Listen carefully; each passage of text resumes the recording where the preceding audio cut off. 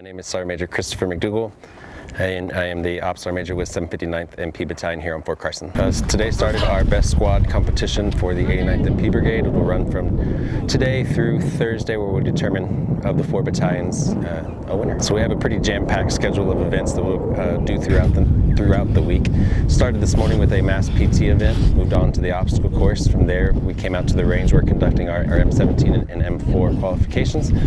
From here we'll move out to one of the training areas and conduct day and night land nav along with some ESB testing. We have several written tests that competitors will undergo over the next couple of days. Tomorrow we'll have a 12-mile foot march followed by a maintenance event back at the motor pool. Then a combatives tournament. We'll wake them up Thursday morning and then close out with a formal board. I don't think I could tell you that there's one event that's more important than the other. I think all of them we're kind of testing the whole soldier concept out here. So I think they're all fairly important. Best squad competitions or soldier of the month, soldier of the quarter, any type of competition that you can get soldiers to do makes them better, makes those around them better.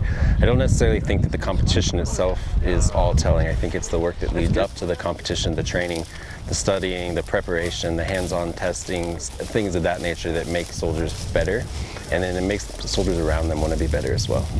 This training is important for soldiers, number one, because it brings back the warrior task skills and battle drills at skill level 1. It also incorporates non-commissioned officers that are in those squads in order to lead those soldiers and actually test their troop leading abilities and make sure that they're actually squared away and know what to do and accomplish the task. Best squads are important because number one, it identifies our gaps and weaknesses, and number two, it also identifies our strengths. It shows our commanders and NCOs, our non-commissioned officers, what we need to do to train more in order to make sure our soldiers are skilled, adaptable, and lethal.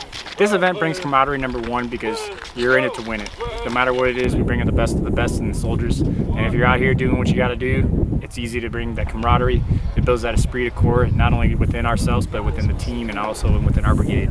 I think if you look at cohesion within the 89th, and what a competition like this does is the interaction between not just the command teams that are here, but the soldiers themselves, hearing about how their units do something, what's important to their leadership back home, some of the best practices, what they did maybe to train to get here, things like that, and they can share some of those ideas, share some of those practices, and then they make contact. So every few years we PCS or we move around the world, and you run into these people again, and I think that's important. So I think competitions like this do bring soldiers together, builds cohesion. I think if you spend any time around any of the 4 teams are out here and just see how they talk to each other, see how they interact with each other, it's deeper than maybe working in the motor pool together or something like that. They've been through some pretty rigorous events so far, and I think all of that brings a team closer together.